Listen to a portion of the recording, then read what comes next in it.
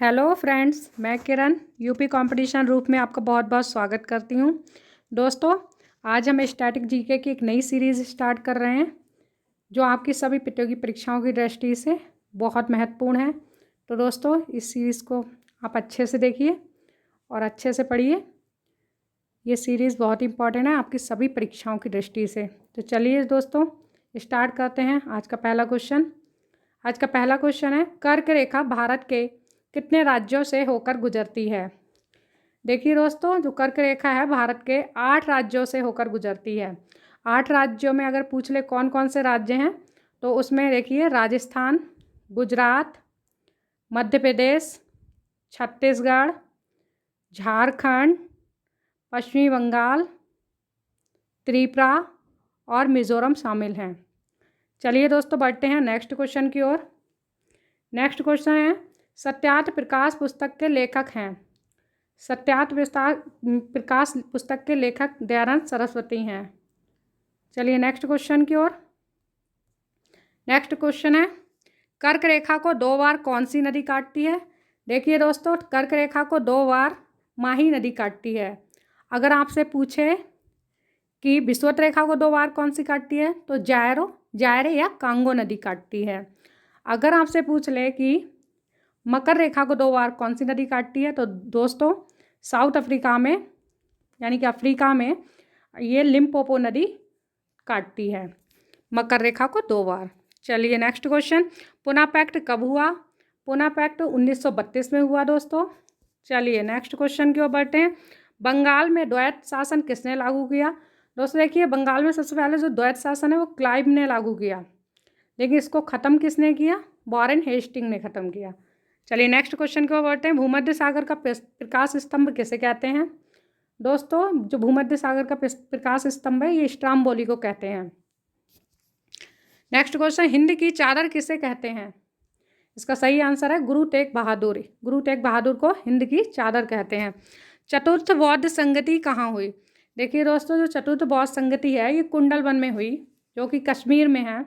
दोस्तों याद करिए यहाँ पे थोड़ा सा कि यहाँ इसके अध्यक्ष जो हैं वो वासुदेव और जो उपाध्यक्ष हैं वो अश्वघोष थे। ध्यान रखिए।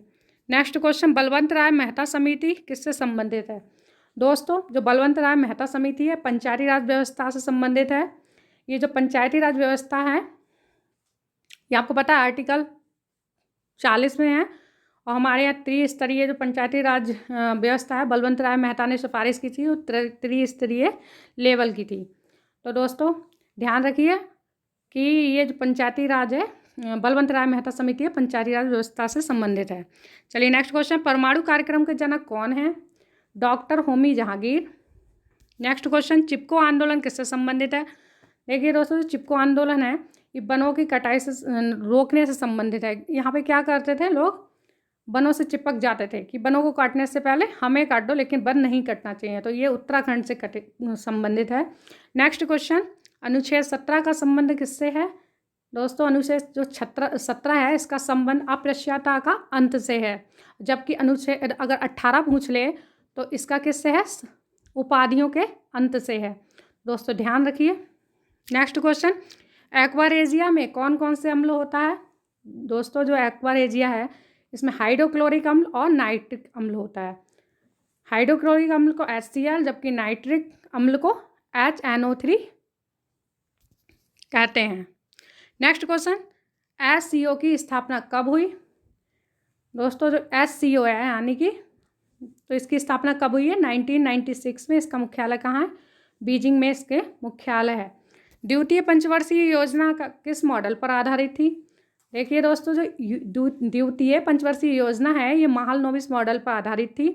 अगर आपसे पहली पंचवर्षीय योजना पूछ ले तो डोनाल्ड हेराल्ड मॉडल पर आधारित थी। और अगर दोस्तों चलिए दोस्तों नेक्स्ट, टाइगर दिवस कब मनाया जाता है? दोस्तों देखिए, टाइगर दिवस 29 जुलाई को मनाया जाता है। 29 जुलाई को। अगर आपसे पूछ ले कि जो टाइगर इससे संरक्षण संबंधी जो अधिनियम आया है वो कब है, तो वो 1973 को आया है।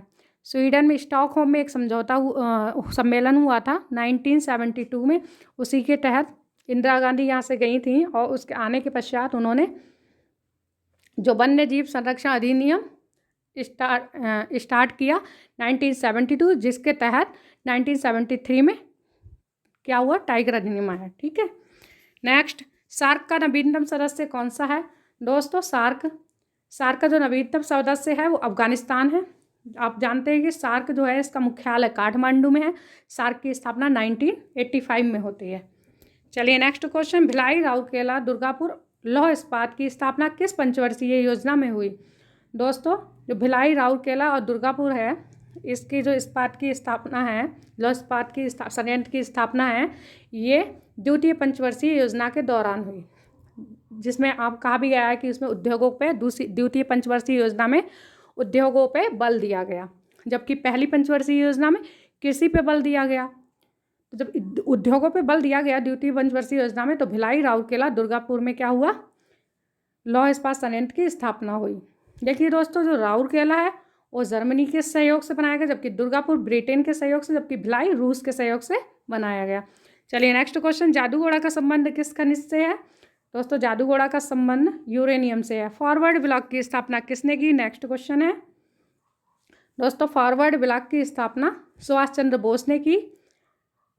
सुभाष चंद्र बोस ने फॉरवर्ड ब्लॉक की स्थापना 1939 में की थी। लेबनान देश की राजधानी क्या है? दोस्तों लेबनान देश की जो राजधानी है वो बेरूत है। इसके आसपास भी जितने देश हैं उनको भी याद करिए। जो सीरिया है, सीरिया की राजधानी दमिश्क है। लेबनान की राजधानी बेरूत है। इज़राइल की राजधानी क्या कीजिए, इज़राइल की राजधानी हो गई, जॉर्डन की राजधानी अम्मान हो गई। ये सारी चीज़ें आसपास भी देश याद होना चाहिए। बेतला राष्ट्रीय उद्यान कहाँ स्थित है? बेतला राष्ट्रीय उद्यान झारखंड में स्थित है।